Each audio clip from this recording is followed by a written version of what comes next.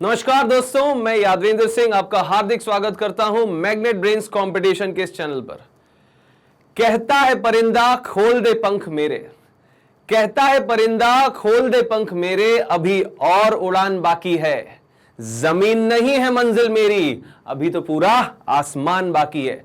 Friends, आज मैं लेकर आया हूं आपके लिए एक नया वीडियो, नाम है पेमेंट बैंक्स। बेसिकली हम पढ़ रहे हैं इंडियन बैंकिंग स्ट्रक्चर, और इंडियन बैंकिंग स्ट्रक्चर के अंडर में एक नया जो हमारा टॉपिक है आज का, वो है पेमेंट बैंक। हिंदी में कहते हैं भुगतान बैंक। भुगतान बैंक क्लियर है, इनके बारे में पढ़ेंगे।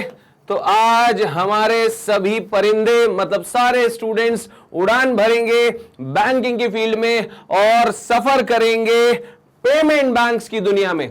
तो ये पेमेंट बैंक जो है वो क्या है, क्या जरूरत पड़ी, क्यों एस्टेब्लिश किए गए, आइए समझते हैं। तो चलिए सबसे पहले उस पर बात करेंगे कि आखिर माजरा क्या है, आखिर पेमेंट बैंक क्या है। A payment bank is a similar to any other bank, मतलब ये कि कोई अलग बात नहीं है, जैसे दूसरे बैंक होते हैं वैसे ये भी एक बैंक है। क्लियर है। But it operates on a smaller scale, मतलब छोटे स्केल पर ऑपरेट करता है। दूसरे बैंकों की तरह एक सामान्य बैंक है बट छोटे स्केल पर ऑपरेट करता है।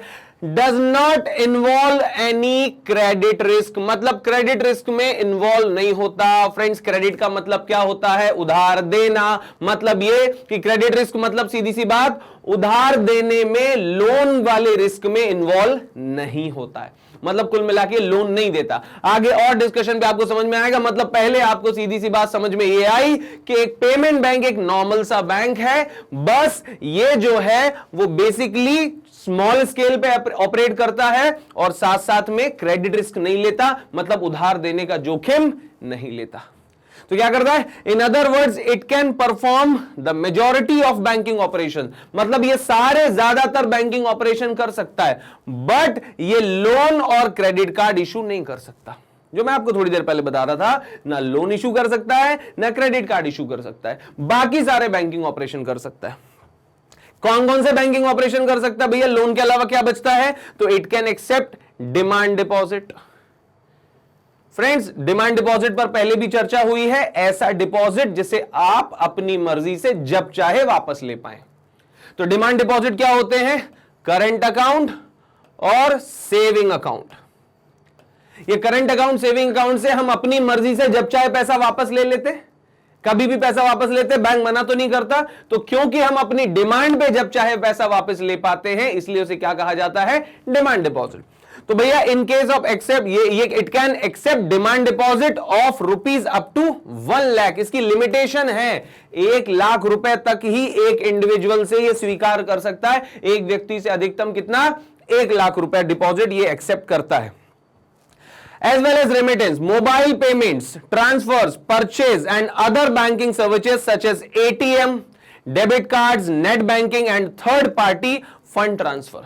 मतलब ये कि सिंपल सी बात है, किसी को पैसा भेजना है, डेबिट कार्ड, एटीएम कार्ड वगैरह अगर इशू करना है, पैसा निकालना है, नेट बैंकिंग वगैरह यूज करना है, ये सारी सुविधाएं देता है। आपको शॉपिंग करनी है ना, ट्रांसफर वगैरह करने, ये सब करता है। बस ये एक काम नहीं करता, और वो कौन सा काम है, लोन और क्रेडिट कार्ड्स। उधार नहीं देता बाबा, बाकी सब करता है पेमेंट बैंक। आपको ये बात गांठ बांध लेनी है। क्लियर है। चलिए, ये एक हमने जो है इसका इंट्रोडक्शन काइंड ऑफ थिंग जो है वो हमने डिस्कस किया।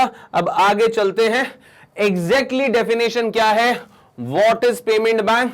सो फ्रेंड्स, गौर से सुनिए, a payment bank is a distinct type of bank that performs only in the limited banking functions.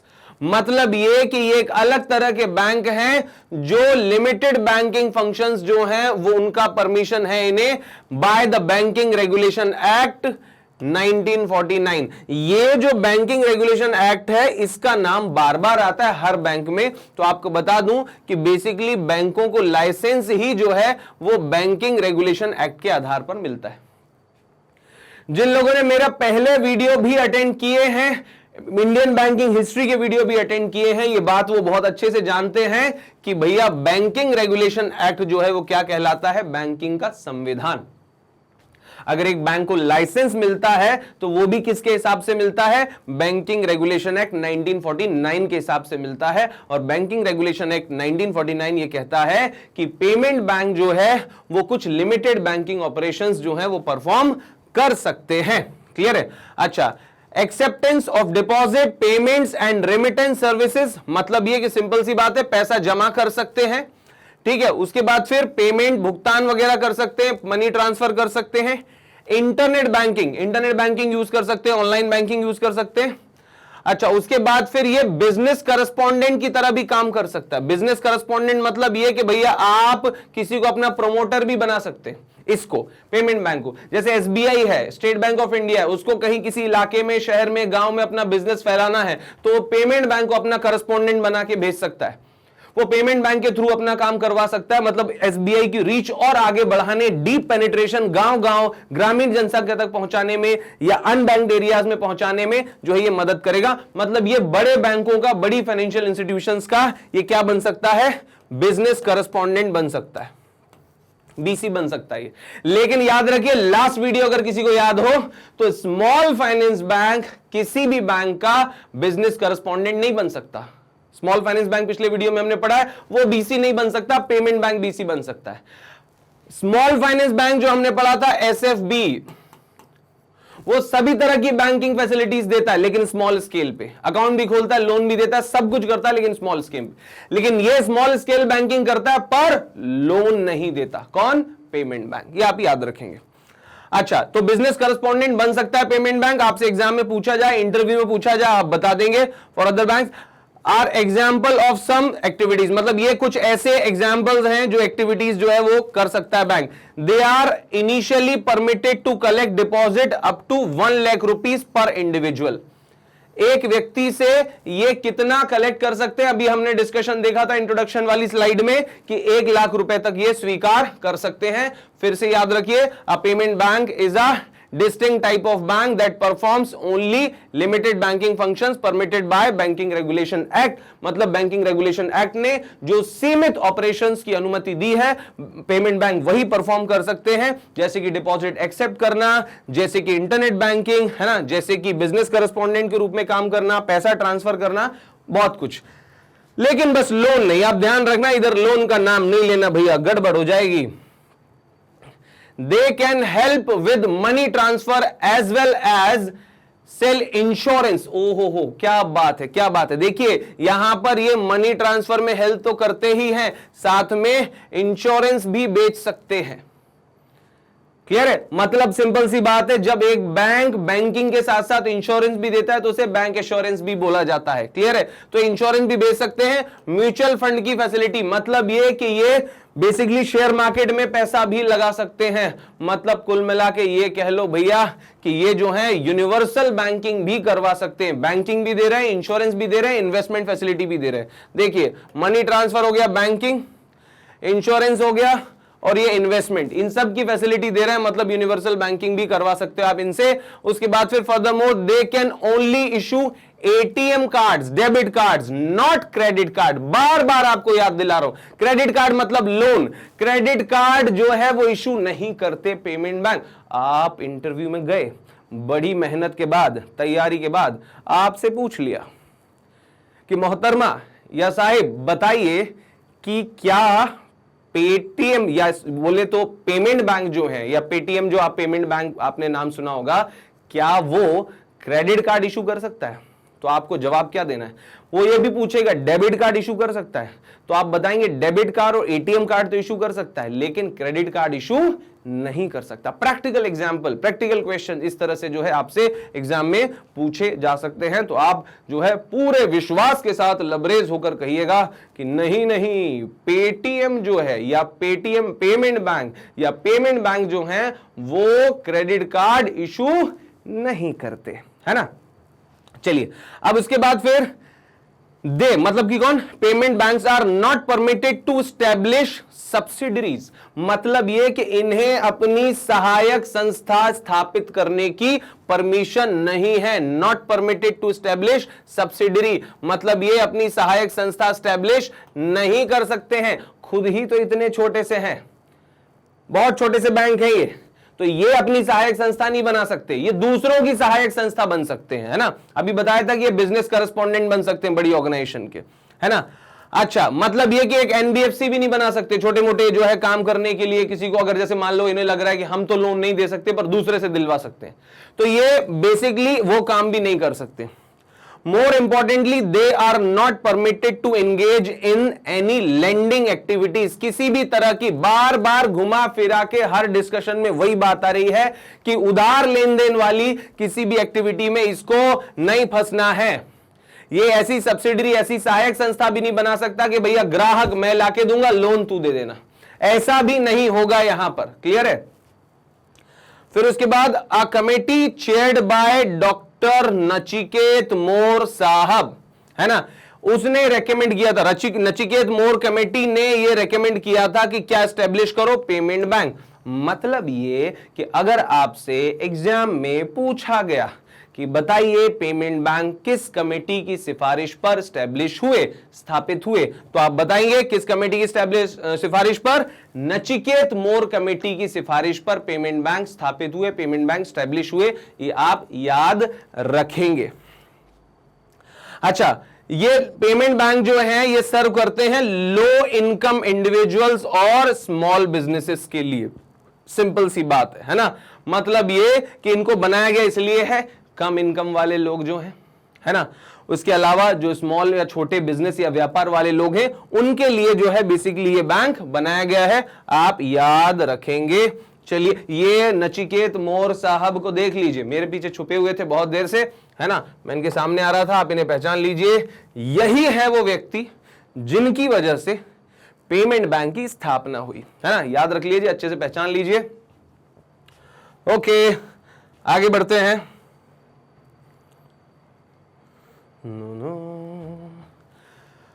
Okay, the Reserve Bank of India granted in principle permission to the following entities। in principle permission का मतलब ये है कि basically 18 महीने का एक licence या permission issue होती है। और दूसरी बात ये कि इन प्रिंसिपल का मतलब ये भी है कि इस पूरी ऑर्गेनाइजेशन का कैपिटल जो है स्टेटस वो स्टडी करता है आरबीआई, और उसके बाद फिर जो है वो अप्रूवल देता है कि सामने वाली पार्टी जो है वो बैंक स्टैब्लिश कर सकती है कि नहीं कर सकती। तो इन प्रिंसिपल अप्रूवल मिला, मतलब ये कि सिंपल 18 मंथ, 18 महीने के लिए, 18 महीने में शर्तें पूरी करो, बैंक स्टैब्लिश करो, है ना, और साथ में वो जो जितने भी इनके पास कैपिटल या पूंजी है वो सब शर्तें भी। तो कौन कौन सी ऑर्गेनाइजेशन है जिनको परमिशन मिली थी कि भैया पेमेंट बैंक खोल सकते हो, किन किन को अप्रूवल मिला था, permission to the following entities. ये देखिए, Nuvo, Aditya Birla, Airtel M commerce services, Cholamandalam distribution services, department of post, Fino PayTech, National Securities Depository Limited, ये जो आपका IDR Indian Depository Services Limited जो है वो सब। अच्छा, उसके बाद फिर Reliance Industries, Dilip Sanghvi, Sun Pharmaceuticals, Paytm, Tech Mahindra और एम पैसा, वोडाफोन एम पैसा, ये सभी जो हैं वो ऑर्गेनाइजेशन हैं जिन्हें आरबीआई की तरफ से ये परमिशन मिली थी कि आप जो है पेमेंट बैंक खोल सकते हैं। लेकिन हुआ क्या कि इनमें से, किन में से, ये इन ऑर्गेनाइजेशन में 3 और 3 6, है ना, और ये हो गई थी 9 और 2 11 ऑर्गेनाइजेशंस को जो है बेसिकली अप्रूवल मिला था कि आप पेमेंट बैंक स्टैब्लिश करो, लेकिन 11 में से 3 ने जो है अपने लाइसेंस सरेंडर कर दिए। सरेंडर्ड लाइसेंस मतलब यह कि हमको नहीं स्टैब्लिश करना है पेमेंट बैंक, होगा कुछ प्लान, कुछ नए जो है वो प्लान बन गए होंगे, ठीक है। तो इन्होंने कहा कि भैया अब सब जो है हमें सर्व नहीं करना है या हमें जो है वो लाइसेंस नहीं चाहिए, सरेंडर कर दिया कि बैंक नहीं खोलना है। कौन कौन सा? Cholamandalam distribution services, Dilip Sanghvi Sun pharmaceuticals और टेक महिंद्रा। आपसे पूछा जाएगा कि कौन सी कंपनी ने पेटीएम बैंक का लाइसेंस सरेंडर किया। हालांकि बहुत डीप बात होगी जब डिटेल में आप कभी मान लो प्रोविजनरी ऑफिसर पीओ के इंटरव्यू में बैठे हो तो इतनी बड़ी बड़ी बातें हो सकती है ना, बाकी नहीं। तो Cholamandalam distribution services, Dilip Sanghvi Sun pharmaceuticals और टेक महिंद्रा, ये तीनों ने अपने लाइसेंस सरेंडर कर दिए। समझ रहे हैं कि नहीं समझ रहे हैं आप लोग, है ना? मुझे लग रहा है आप समझ रहे होंगे, मुझे पूरा विश्वास है आप समझ रहे होंगे। चलिए आगे बढ़ते हैं। The in principle licence is valid for 18 month. ये देखो मैंने अभी बात बताई थी, वो बात आ गई, मतलब ये मैंने ही लिखा था ना, तो ये 18 महीने वाली बात आप देखिए, 18 मंथ है ना, 18 महीने के लिए इन प्रिंसिपल लाइसेंस जो वैलिड होता है, during which time the entities must meet the requirements of RBI. RBI ने जो भी शर्तें रखी हैं उनको पूरा करने के लिए 18 महीने का समय मिलता है। हालांकि इन 18 महीनों में सिर्फ सारी जुगाड़ करनी होती है, सारी शर्तों को पूरा करना होता है, बैंकिंग में इन्वॉल्व नहीं हो सकते। ऐसा नहीं बोल सकते कि पहले ही महीने में, पहले ही जो है दिन से वो बोल दे कि नहीं साहब लाइसेंस तो मिल गया, हम तो बैंक खोल रहे हैं। बैंक नहीं, 18 महीने का समय दिया जाता है व्यवस्थाओं को बनाने में, ठीक है। अच्छा, फिर सिंपल सी बात है, currently there are 6 payment banks in India. मतलब ये कि ये सब शर्तों को पूरा करने के बाद जो हमारे यहाँ बैंक स्टैब्लिश हुए, टोटल कितने हैं, 6 बैंक जो हैं वो स्टैब्लिश हुए, ये आप याद रखेंगे। क्लियर है? कौन कौन से स्टैब्लिश हुए हैं? तो भैया Airtel payment bank. Airtel payment bank का नाम थोड़ा सा विशेष रूप से आप याद रखें। क्यों याद रखेंगे नाम विशेष रूप से? क्योंकि Airtel payment bank first payment bank है इंडिया का। कब स्टैब्लिश हुआ? जनवरी 2017, है ना। तो फ्रेंड्स ये अच्छे से याद कर लीजिए कि भारत का पहला payment bank Airtel payment bank जनवरी 2017 में शुरू हुआ था। उसके अलावा कौन कौन से पेमेंट बैंक है? इंडिया पोस्ट, है ना, पोस्ट ऑफिस का जो है ये जो है पेमेंट बैंक है, India post payment bank, Fino payment bank, Paytm payment bank, NSDL payment bank और जियो पेमेंट बैंक। क्लियर है? तो ऐसे करके टोटल कितने हो गए? 6 जो हैं वो पेमेंट बैंक हमारे यहां इंडिया में फिलहाल जो है वो ऑपरेट हो रहे हैं, ये आप याद रखेंगे। चलिए आगे बढ़ते हैं। Next, eligible promoters for payment banks. मतलब आप समझिए कि भैया पेमेंट बैंक अपना प्रचार किन किन के द्वारा कर सकते हैं, पेमेंट बैंक्स को प्रमोट करने वाली संस्थाएं कौन कौन सी हैं? तो सिंपल सी बात है, नॉन बैंक पीपीआईज, मतलब ये कि प्रीपेड पेमेंट इंस्ट्रूमेंट्स, है ना, जैसे कि भैया डेबिट कार्ड वगैरह होते हैं, क्लियर है, या वॉलेट वगैरह होते हैं, ऑनलाइन वॉलेट वगैरह जो भी होते हैं, है ना। तो ये सब जितने भी वॉलेट होते हैं या डेबिट कार्ड्स वगैरह होते हैं, उन सब पर एक लोगो बन सकता है किसका? पेमेंट बैंक का। और ये पेमेंट बैंक जो है वो बेसिकली, है ना, इस तरह से एक लोगो बन जाएगा, कोई भी लोगो बन जाएगा। तो भैया आपने देखा होगा ना कि एक क्रेडिट कार्ड या डेबिट कार्ड पे 2 बैंकों के लोगोज होते हैं, 2 कंपनीज के लोगोज होते हैं, तो वो जो है वो बेसिकली क्या होता है? प्रमोशन होता है। तो भैया ये पीपीआई क्या होता है? प्रीपेड पेमेंट इंस्ट्रूमेंट जितने भी हैं उनमें जो है फोटो हो सकता है, लोगो हो सकता है, प्रमोशन हो सकता है पेमेंट बैंक का। एनबीएफसी जो है, इंडिविजुअल्स भी हैं, एनबीएफसी बोले तो नॉन बैंकिंग फाइनेंशियल कंपनीज, वो भी जो है वो प्रमोट कर सकती हैं किसको? पेमेंट बैंक्स को, है ना। किसी भी तरह से, जैसे मान लीजिए किसी एनबीएफसी को पेमेंट एक्सेप्ट करनी है ना, तो वो एक लिंक दे सकती है इस पेमेंट बैंक का कि भैया इसके थ्रू भी आप पेमेंट करोगे। आप लोग रेलवे का जो है रिजर्वेशन का टिकट बुक करते हैं तो ऑप्शन होते हैं ना कि भैया आप पेटीएम से कर लो, है ना, या आप गूगल पे से कर लो, फोन पे से कर लो। तो बेसिकली वो क्या हो रहा है? प्रमोशन ही हो रहा है ना। तो ये प्रमोटर्स हैं। अच्छा, उसके बाद फिर बहुत सारे कॉर्पोरेशंस हैं, सहकारी संगठन हैं, मोबाइल फोन कंपनीज हैं। मोबाइल फोन कंपनीज में पहले से आपने देखा होगा, कई बार जब आप मोबाइल नया खरीदते हो तो उसमें बहुत सारे पेमेंट एप्स पहले से डाउनलोडेड आते हैं। मतलब वो क्या है? सीधा सीधा प्रमोशन है। तो पेमेंट बैंक्स भी इस तरह से मोबाइल कंपनी के साथ टाई अप करके अपना प्रमोशन करवा सकते हैं। उसके बाद सुपरमार्केट चेन जैसे बेस्ट प्राइस वगैरह है, डी मार्ट वगैरह है, ये सारी जो ऑर्गेनाइजेशंस हैं ये अपने बहुत सारे मेंबर कार्ड बनाती हैं। तो मेंबर कार्ड में अगर आप एक किसी पेमेंट बैंक से, मान लो जियो पेमेंट बैंक से आप पेमेंट कर रहे हो तो आपको डिस्काउंट मिलेगा। ऐसा करके ये भी प्रमोशन का एक जरिया हो सकते हैं। रियल एस्टेट कोऑपरेटिव्स जो हैं, मतलब ये कि निर्माण क्षेत्र में जो सहकारी संस्थाएं हैं वो भी इसे जो है वो प्रमोट कर सकती हैं। पब्लिक सेक्टर एंटिटीज, मतलब जितनी भी सरकारी जो संस्थाएं हैं वो भी जो है इसे प्रमोट कर सकती हैं। क्लियर है? तो कहने का मतलब ये है कि ये जो हैं वो एलिजिबल प्रमोटर्स हैं जो पेमेंट बैंक्स का प्रमोशन कर सकते हैं, जहां पर आप पेमेंट बैंक्स की कनेक्टिविटी देख सकते हैं। चलिए आगे बात करते हैं। with differentiated banks entering the banking space, the biggies such as SBI। सुनिए सुनिए सुनिए, बात क्या हो रही, बड़ी बात हो रही है, इसलिए पूरा दिमाग लगा के सुनिए। with differentiated banks entering the banking, मतलब ये कि एक अलग तरह के बैंक, अलग छवि वाले बैंक जब बैंकिंग इंडस्ट्री में एंटर कर रहे हैं, है ना, बैंकिंग के अंतरिक्ष में जो है वो एंटर कर रहे हैं। Biggies such as SBI, ICICI, है ना, ये सब जो है वो हीट फील कर रहे हैं। फीलिंग द हीट मतलब ये कि हम आ गए हैं, गर्मी जरा बढ़ जाएगी। मतलब ये कि सिंपल है, ये जो पेमेंट बैंक्स हैं ये अपनी छाप छोड़ने में कामयाब रहे हैं और कहीं ना कहीं इनकी वजह से कंपटीशन का फील कर रहे हैं ये बड़े बड़े बैंक्स। क्योंकि पेमेंट बैंक बड़े सिंपल होते हैं, क्लियर है, उनका ऑपरेशन बड़ा आसान होता है, कम लागत में जो है बेसिकली ये अपने काम करते हैं, लो कॉस्ट ऑपरेशन जो है वो परफॉर्म करते हैं। ठीक है, तो बड़े बड़े बैंकों में जो है थोड़ा सा खलबली मची हुई है पेमेंट बैंक्स के आने पे। These banks will only operate in specific areas, मतलब जबकि पेमेंट बैंक बंधन में है। पेमेंट बैंक बंधन में मतलब बंधन बैंक का नाम नहीं ले रहा हूं मैं बोल रहा हूं पेमेंट बैंक रिस्ट्रिक्शन में है। पेमेंट बैंक को कह दिया तुम लोन नहीं दे सकते, तुम सीमित बैंकिंग सुविधाएं दे सकते हो, उसके बाद भी सोचो बड़े बैंकों को प्रॉब्लम हो रही है, बड़े बैंक जो है थोड़ा गर्मी फील कर रहे हैं, उसकी वजह से अनइजीनेस वो फील कर रहे हैं।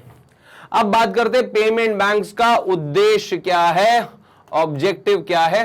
तो हालांकि अभी तक हमने इतना सारा डिस्कशन किया है, आपको ऑब्जेक्टिव और उद्देश्य समझ में आया होगा। अरे वाह। The primary goal of payment bank is to provide payment and financial services to small businesses। Primary जो काम है वो है छोटे बिजनेसेस को जो है फाइनेंशियल सर्विसेज प्रोवाइड करना।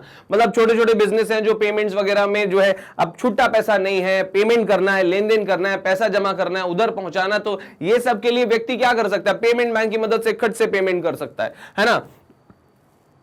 लो इनकम हाउस होल्ड मतलब ये कि कम इनकम वाले लोग, and migrant labour workforce in a secure technology driven environment, मतलब ये कि ऐसी लेबर जो कि माइग्रेट हो चुकी है ना, जिसको बैंक खाते खुलवाने में परेशानी आती है, या फिर जो है वो बहुत बड़े लेवल पर पैसे का सेविंग नहीं कर पाता है, छोटे स्तर की बैंकिंग करना चाहता है, तो ऐसे व्यक्ति को जो लेबर है, माइग्रेंट लेबर जो पलायन कर चुकी लेबर, यहां वहां से आई हुई है बाहर से काम करने, उनके लिए बड़े काम का है। और ये सेफ, सिक्योर और टेक्नोलॉजिकल ड्रिवन या टेक्नोलॉजी ड्रिवन एनवायरमेंट है, मतलब तकनीक के द्वारा जो है यहां पर हर तरह की बैंकिंग सुविधाएं देने की कोशिश की गई है।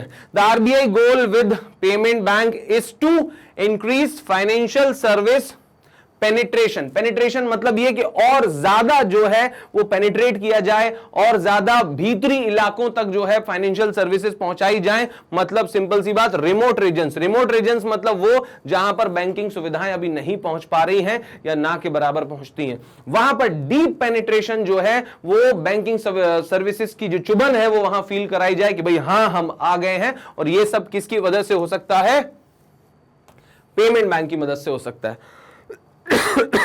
चलिए अब आगे बात करते हैं। अब पेमेंट बैंक्स जो हैं इनके कुछ नियम कानून हैं, इंपॉर्टेंट रेगुलेशंस हैं, तो अब वो रेगुलेशंस क्या हैं उन पर बात करते हैं। Payment bank is propose to be registered as a public limited company. पहली बात तो ये कि ये पब्लिक लिमिटेड कंपनी जो है के रूप में स्थापित होने के लिए बनाए गए हैं। Public limited company which can be listed या which is listed in stock exchange and liable to a public, है ना, मतलब ये कि जनता के प्रति जवाबदेह जो होती है, क्लियर है। प्राइवेट लिमिटेड कंपनी होती है जहां पर कुछ लिमिटेड लोग ही जो है उसके लिए रिस्पॉन्सिबल होते हैं, लिमिटेड लोग ही फैसले लेते हैं, है ना। और स्टॉक एक्सचेंज में लिस्टेड हो जो कंपनीज हो जाती हैं वो पब्लिक लिमिटेड कंपनी कहलाती है।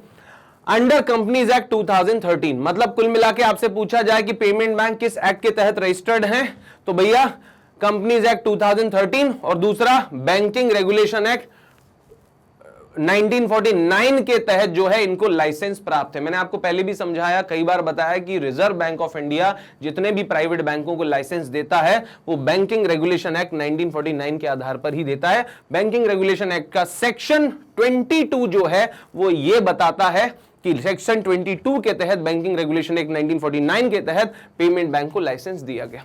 एक बार मैं अपनी बात फिर से आपके सामने दोहरा देता हूं कि भैया बैंकिंग रेगुलेशन एक्ट 1949 के सेक्शन 22 के तहत पेमेंट बैंक्स को लाइसेंस दिया गया है, इसलिए आप ये दो चीजें जो है मेरे हिसाब से नहीं भूलने वाली हैं, ये आप याद रखेंगे। चलिए अब आगे बात करते हैं कि भैया ये जो पेमेंट बैंक्स है, it will be governed by the provisions of banking regulation act 1949, ये तो बता ही दिया मैंने पहले भी, the reserve bank of India act 1934। मतलब ये कि सिंपल सी बात है, ये रिजर्व बैंक ऑफ इंडिया का जो एक्ट है 1935 उसके प्रोविजंस का भी इसे पालन करना पड़ेगा, और फॉरेन एक्सचेंज मैनेजमेंट एक्ट 1999। देखिए कितने इंपॉर्टेंट जो है वो एक्ट्स में आपके सामने नाम ले रहा हूं। कौन कौन से हो गया? बैंकिंग रेगुलेशन एक्ट 1949 उससे संबद्ध है, reserve bank of India act 1934 ये भी इसमें नाम है, और फॉरेन एक्सचेंज मैनेजमेंट एक्ट, मतलब ये जो डॉलर, पाउंड, यूरो, येन, युआन, रुपी, ये सब कन्वर्जन, फॉरेन एक्सचेंज जो है ना, उसके रिजर्व से रिलेटेड जो एक्ट है वो, और उसके साथ साथ भैया payment and settlement systems act 2007। Payment bank से अलग हटकर अगर मैं बात करूं तो आपसे नॉर्मल ये एक्ट्स के बारे में भी पूछा जा सकता है कि बैंकिंग रेगुलेशन एक्ट कब पास हुआ, आप बताएंगे 1949 में। आरबीआई एक्ट कब पास हुआ था, आप बताएंगे 1934 में। आपसे पूछा जाएगा फॉरेन एक्सचेंज मैनेजमेंट एक्ट कब पास हुआ था, आप बोलेंगे 1999 में। और आपसे पूछा जाएगा कि भैया payment and settlement system act कब पास हुआ, तो आप बताएंगे 2007 में। क्लियर है? तो ये चार एक्ट हैं जो मैंने आपके सामने अभी नाम लिए हैं।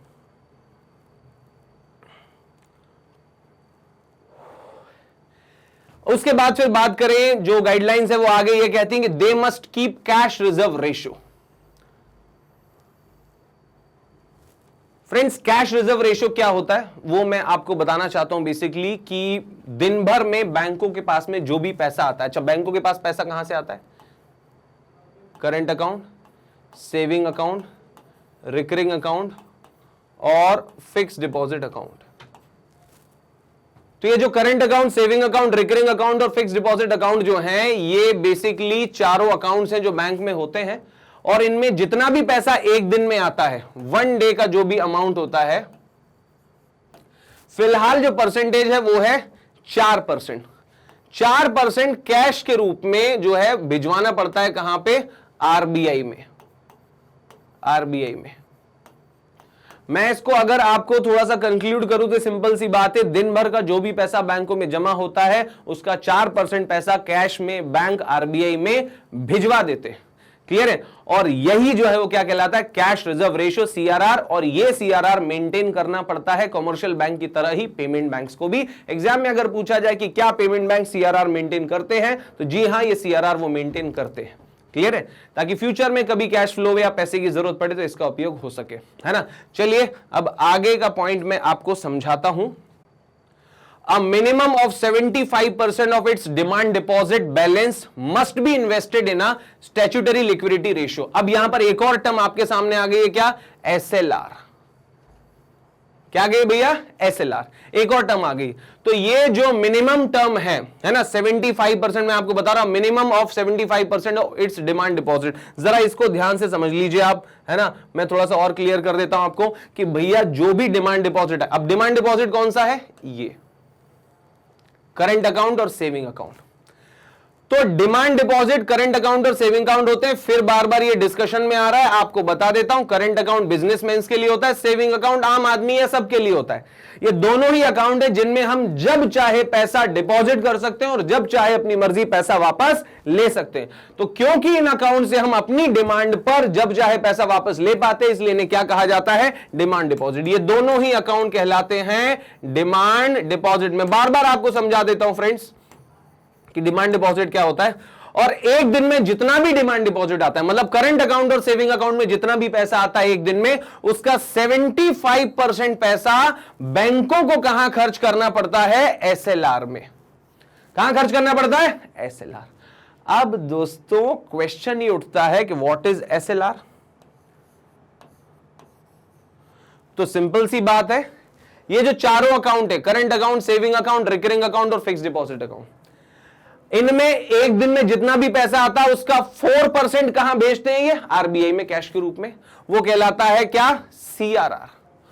और 18% पैसा अभी फिलहाल एसएलआर इतना चला, 18% पैसा जो है वो बैंक अपने पास ही जमा करके रखते हैं, मतलब बैंक इटसेल्फ।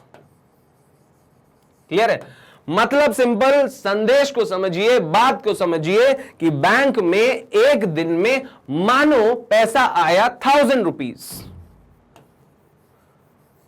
अब 1000 रुपीज में से 4% पैसा बैंक आरबीआई को भिजवाएगा और 18% पैसा वो अपने पास रखेगा, मतलब बैंक स्वयं अपने पास रखेगा और ये कहां भिजवाएगा? वो आरबीआई के पास भिजवाएगा, बैंक के पास एक दिन में जितना भी पैसा आया।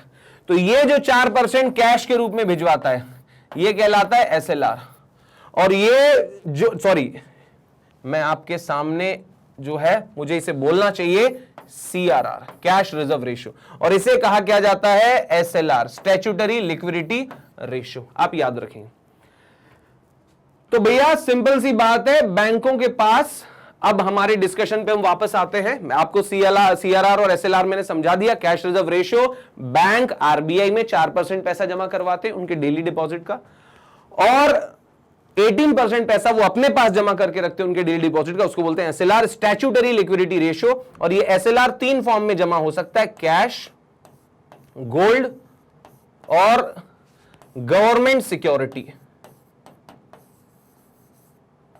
कैश, गोल्ड और गवर्नमेंट सिक्योरिटी, इनमें जो है ये इन्वेस्ट हो सकता है। गवर्नमेंट सिक्योरिटी मतलब गवर्नमेंट के इंस्ट्रूमेंट जिनमें हम पैसा लगा सकते हैं, ट्रेजरी बिल्स वगैरह। तो भैया सिंपल बात यह है कि 75% पैसा कौन सा? करंट अकाउंट और सेविंग अकाउंट का, मतलब डिमांड डिपॉजिट का 75% पैसा कहां जमा करना होगा, कहां खर्च करना होगा? एसएलआर के इंस्ट्रूमेंट्स में, जैसे कि गवर्नमेंट सिक्योरिटीज मतलब ट्रेजरी बिल, मतलब कुल मिला के आप सरकार को उधार दे दो, सरकार उस पर आपको प्रॉफिट भी देगी, है ना। ट्रेजरी बिल्स वगैरह यहां पर लिखे हैं जिनका मैच्योरिटी पीरियड कितना होता है? 1 साल तक होता है। तो इस बहाने क्या होता है? पैसा भी, ये गवर्नमेंट की सिक्योरिटी है, इसका मतलब क्या है? ये जीरो रिस्क इंस्ट्रूमेंट है। देखो सिंपल सी बात है, हमें जब पैसा इन्वेस्ट करना होता है तो हम कहां लगाते हैं? शेयर मार्केट में लगाते हैं, या कभी लगता है तो किसान विकास पत्र में पैसा इन्वेस्ट करते हैं, नेशनल सेविंग सर्टिफिकेट, राष्ट्रीय बचत पत्र में इन्वेस्ट करते हैं। तो ऐसे ही ये बैंक जो है वो कहां इन्वेस्ट करते हैं? ट्रेजरी बिल्स में। ट्रेजरी बिल्स क्या होती है? गवर्नमेंट सिक्योरिटी, मतलब सरकार को पैसा उधार देने का एक तरीका। तो ये क्या करते हैं? बैंक सरकार को पैसा उधार देते हैं, सरकार जो है एक बहुत मार्जिन के साथ इन्हें पैसा 1 साल के अंदर लौटा देती है। तो कहने का मतलब ये सेफ इन्वेस्टमेंट हो गया, मतलब हर हाल में सरकार पैसा लौटाएगी, गारंटी है, क्योंकि treasury bill zero risk instrument, इसमें कोई जोखिम नहीं है, आपने पैसा लगाया आपको पैसा वापस मिलेगा।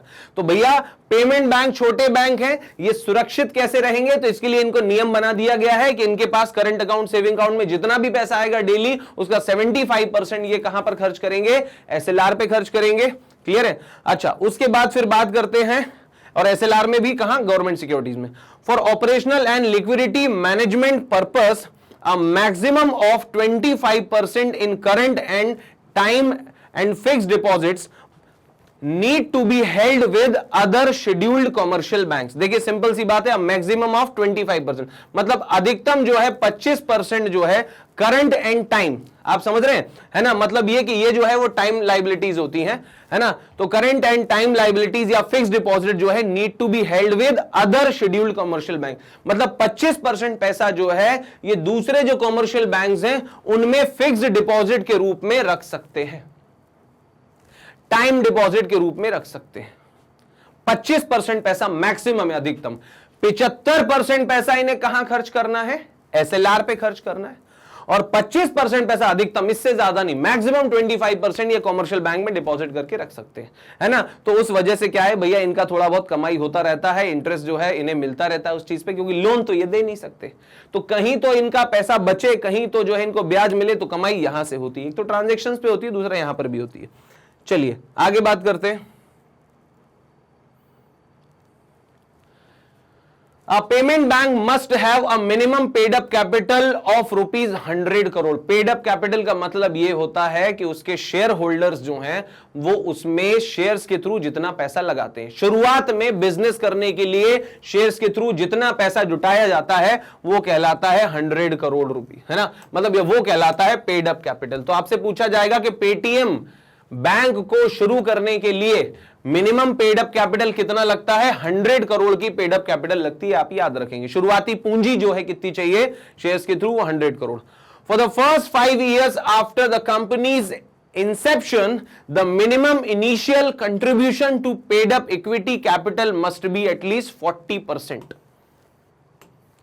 मतलब ये कि 5 साल के बाद जो है बेसिकली इनका जो इक्विटी में इन्वेस्टमेंट होना चाहिए, इक्विटी का जो पोर्शन होना चाहिए वो कम से कम कितना होना चाहिए? 40% तो होना चाहिए।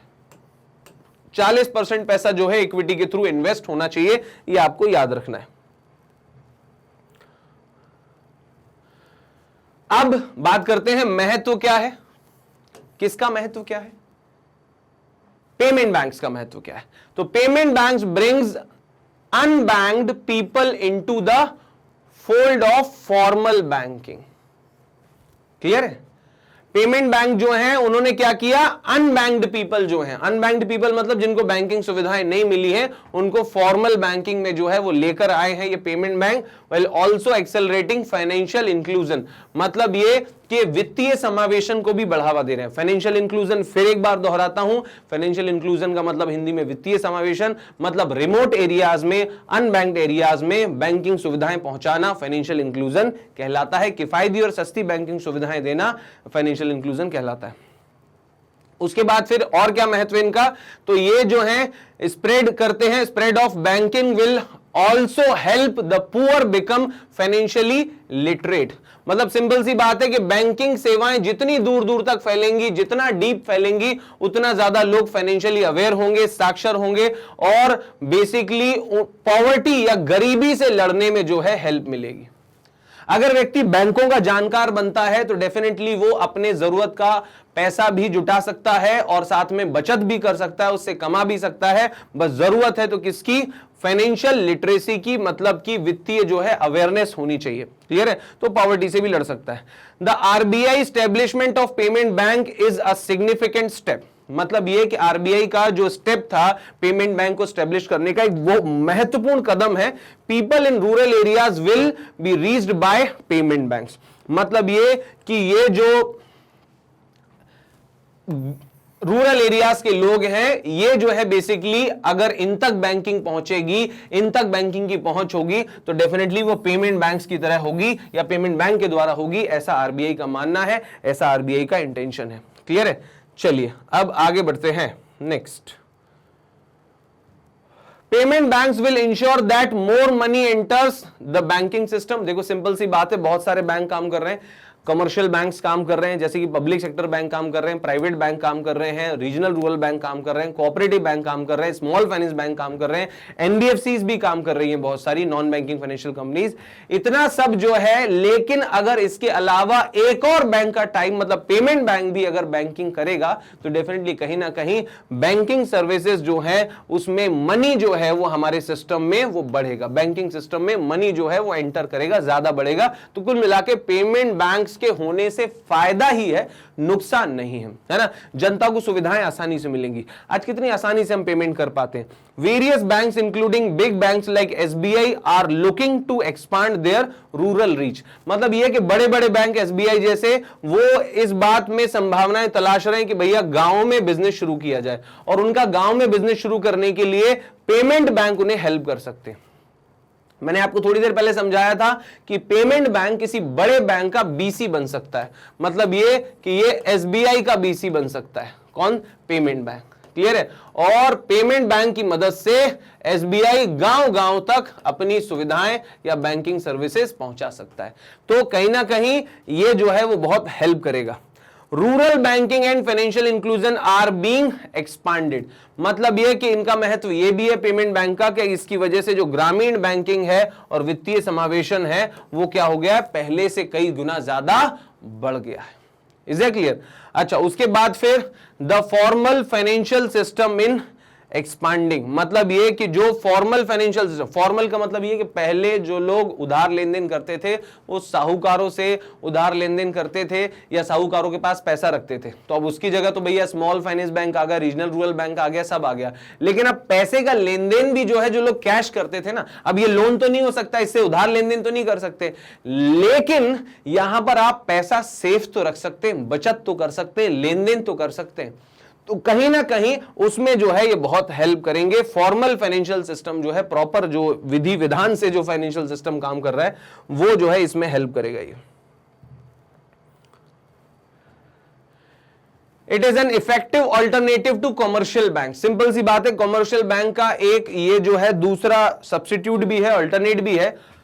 क्योंकि कॉमर्शियल बैंक अगर हमें स्टैब्लिश करना है भारत सरकार को किसी इलाके में, तो पैसा ज्यादा लगता है, लागत ज्यादा है। आज के टाइम में एक प्राइवेट बैंक खोलने की लागत, मतलब मिनिमम जो कैपिटल चाहिए वो 2000 करोड़ रुपए चाहिए, है ना। तो भैया ये जो पेड अप कैपिटल 1000 करोड़ हो गई है उसकी, और कम से कम 1000 करोड़ बाकी व्यवस्थाओं में। आपसे कोई पूछे कि पेमेंट बैंक खोलने के लिए कितना, सॉरी प्राइवेट बैंक खोलने के लिए कितना चाहिए, तो 1000 करोड़ रुपए चाहिए। लेकिन ये आपने देखा है कि भैया 100 करोड़ की पेड अप कैपिटल से खुल जाता है पेमेंट बैंक। तो मतलब ये कि कम लागत में आसानी से जो है बैंकिंग सिस्टम या बैंकिंग सर्विसेज यहां पे शुरू की जा सकती है ना। It is an effective alternative of commercial banks. दूसरा, deal with low value. Low value मतलब कम जो है अमाउंट के ट्रांजैक्शंस, हाई वॉल्यूम ट्रांजैक्शंस, मतलब ये कि छोटे छोटे रुपयों के कई सारे लाखों करोड़ों ट्रांजैक्शंस ये आसानी से हैंडल कर सकता है। भाई सिंपल सी बात है, लोग ना नाश्ता कर रहे हैं, खाना खा रहे हैं, पंचर बनवा रहे हैं, सब्जी खरीद रहे हैं, आजकल हर जगह जो है लोग जो है वो मोबाइल के थ्रू पेमेंट करना पसंद कर रहे हैं, और पेमेंट बैंक उसमें हेल्प करता है। तो कहीं ना कहीं ये छोटे मोटे ट्रांजेक्शन्स के लिए ये बैंक बड़ा अच्छा काम कर रहे हैं। बड़े बैंक को परेशान भी नहीं होना होता, इनका भी काम हो जाता है, जनता का भी काम होता है। It has access to a variety of services, मतलब ये कि बहुत तरह की सर्विसेज हैं। आजकल पेमेंट बैंक में इतना बढ़िया जो है एप्स वगैरह आ गए हैं कि आप घर बैठे जो है गैस सिलेंडर बुक कर लो, आप घर बैठे जो है वो इलेक्ट्रिसिटी का बिल भर दो, टेलीफोन का बिल भर दो, मोबाइल को रिचार्ज करा दो, आप शॉपिंग कर सकते हैं। तो ये सब पेमेंट बैंक की देन है। बहुत सारी सर्विसेज में जो है बैठे बैठे आसानी कर दी है। क्लियर है? आप घर बैठे खाना ऑर्डर कर दो, है ना। ओहो, खाने का नाम ले लिया मैंने बीच वीडियो में, कोई दिक्कत नहीं है, मैं ठीक हूं। पेमेंट बैंक्स हैव, अच्छा यहां पर मैं आपको बात कर रहा हूं लिमिटेशंस की, ध्यान रखिएगा। अभी तक मैं आपको महत्व समझा रहा था कि पेमेंट बैंक्स ने जो है क्या अच्छे काम किए हैं, उनसे क्या फायदा हो रहा है, उनका महत्व क्या है। अभी मैं आपको बता रहा हूं लिमिटेशंस, मतलब कि भैया सीमितताएं, कहां पिछड़ रहा है वो, कहां पीछे रह रहा है। तो payment banks have no lending business model. सबसे बड़ी जो इसकी वो बेसिक कहते हैं ना ड्रॉबैक है, वो इसका लेंडिंग बिजनेस मॉडल नहीं है, मतलब ये उधार नहीं दे सकता। अब जब उधार नहीं दे सकता तो कमाता भी नहीं है ज्यादा।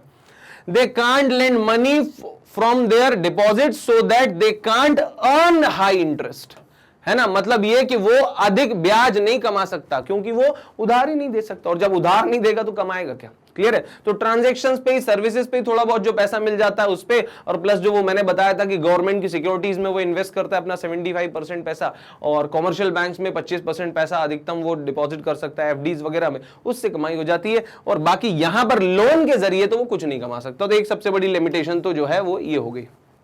दूसरी बात ये कि credit as a product does not exist for payment banks, मतलब ये कि क्रेडिट नाम का कोई प्रोडक्ट इनकी डिक्शनरी में है ही नहीं। मतलब क्रेडिट कार्ड नहीं देते, लोन नहीं देते, मतलब क्रेडिट जैसा कोई प्रोडक्ट है ही नहीं है।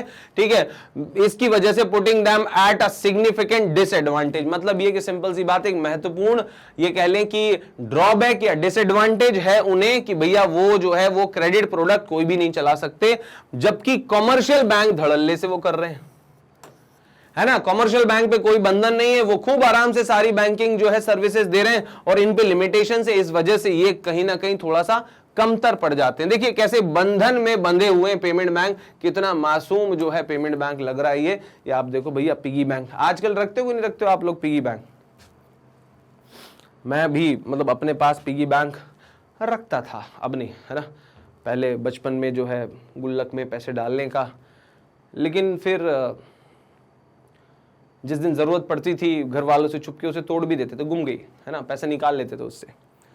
तो हालांकि अच्छी बात है, सेविंग करना चाहिए फ्यूचर के लिए, है ना, भविष्य के लिए बचत जो है वो करनी चाहिए, बहुत अच्छी आदत है। मम्मी के पास पैसा जमा करो, पापा के पास पैसा जमा करो, अपने पास पैसा जमा करो, लेकिन भविष्य के लिए पैसा जरूर जोड़ना चाहिए, चाहे आप कमा रहे हो या ना कमा रहे हो, पर बचत तो होनी ही चाहिए। ये हमें आजकल बैंक भी सिखा रहे हैं। ठीक है, पेमेंट बैंक्स आर ऑल्सो, अच्छा मुझे बचत से याद आया कि बचत इसलिए भी जरूरी है कि बच्चे जो है ना पैसे मांगने में आजकल बड़ा कतराते हैं। तो आप, सिंपल सी बात है, जो आपको रेगुलर पॉकेट मनी मिल रही है ना, अब जैसे कि गर्ल्स का तो अच्छा है, गर्ल्स जो है वो बहुत बढ़िया पैसे का जो है मैनेजमेंट करती हैं, अपने पास रिजर्व भी करके रखती हैं, जमा भी करके रखती हैं, और उन्हें मिल भी जाता है ना, रिश्तेदार आते तो उन्हीं को पैसा देते हैं। बॉयज़ का थोड़ा सा बड़ा डिफिकल्ट हिसाब किताब है, एक तो खर्चे भी ज़्यादा होते हैं और मांगने में भी प्रॉब्लम है। पिताजी ने ऐसे पूछा, क्यों, पैसा चाहिए क्या, और ऐसे बोल दिया एटीट्यूड में, नहीं चाहिए, बाद में मम्मी से जाके बोल रहे होते वो मुझे पैसा चाहिए। मम्मी से मांग सकते, पापा से नहीं मांग सकते, है ना, ऐसा चलता है बॉयज का, है ना। मैं सही बोल रहा हूं कि नहीं बोल रहा हूं? तो अगर आप चाहते हैं कि ऐसी उलझनों में ना पड़ना पड़े, तो सिंपल सी बात है, अपने पास बचत कीजिए, अपने पॉकेट मनी से पैसा बचाइए, सेविंग्स कीजिए और बुक्स में इन्वेस्ट कीजिए और मैग्नेट ब्रेन्स पर पढ़िए। पैसा तो आपको यहां पे लगाने नहीं है, फ्री ऑफ कॉस्ट, बस डेटा आप रिचार्ज कराइए, बस, बाकी फ्री एजुकेशन, क्वालिटी एजुकेशन यहां मिल रही है। देखो प्रमोशन पे आ गया मैं, सीधे सीधे घूम फिर गया ना। चलिए आगे बढ़ते हैं भैया। Payment banks are also facing fierce competition from unexpected sources such as UPI। देखिए सिंपल सी बात है, गूगल पे, फोन पे, ये सारे, पेटीएम, ये सब जो है बेसिकली कहीं ना कहीं यूपीआई ट्रांजैक्शंस के एग्जाम्पल हैं, और पेमेंट बैंक्स को इनसे तगड़ा जो है कंपटीशन मिल रहा है, क्योंकि पेमेंट बैंक बंधन में होता है, पेमेंट बैंक लिमिटेशन में बंधा हुआ है, लेकिन जो यूपीआई के एप्स हैं उन पर कोई बंधन नहीं है, वो आरबीआई की रिस्ट्रिक्शंस को फॉलो नहीं करते हैं, आरबीआई की रिस्ट्रिक्शंस में बंधे नहीं है, गाइडलाइंस के पीछे बंधे हुए नहीं है। क्लियर है? तो इसलिए यूपीआई वाले ऐप से भी तगड़ा जो है टक्कर पेमेंट बैंक्स को मिल रहा है, क्योंकि यूपीआई बैंक बड़े यूजर फ्रेंडली होते हैं, बड़े सिंपल होते हैं। ठीक है, और क्या लिमिटेशन है भैया? UPI quickly become the star of digital transactions. UPI, देखो सिंपल सी बात है, मैं बार बार यूपीआई शब्द बोल रहा हूं तो थोड़ा सा ये भी समझ लो। यूपीआई बोले तो यूनिफाइड पेमेंट इंटरफेस। पहले क्या होता था, जितने बैंक अकाउंट, हर बैंक का अलग अलग ऐप। अगर आपके अकाउंट 4 बैंक में है तो आपको चारों बैंक का अलग अलग एप्लीकेशन चलाना पड़ता था, सबके आईडी पासवर्ड याद करने पड़ते थे। यूपीआई से क्या हो गया है, अब आप एक ऐप डाउनलोड करो और उस एक ही ऐप पर जो है यूपीआई पर आपको सारे bank account, bank 1, bank 2, bank 3, है ना, बैंक 4, मतलब सारे जितने भी बैंक्स हैं वो सब आपको लिस्ट में मिल जाएंगे। एक ही ऐप खोलने पर, एक ही पासवर्ड डालने पर वो आपसे पूछेगा भैया यूपीआई पिन डालने पे कि कौन से बैंक अकाउंट से पेमेंट करना है मालिक। आपने कहा B3 से कर दो, तो उसने भैया पेमेंट कर दिया, खत्म।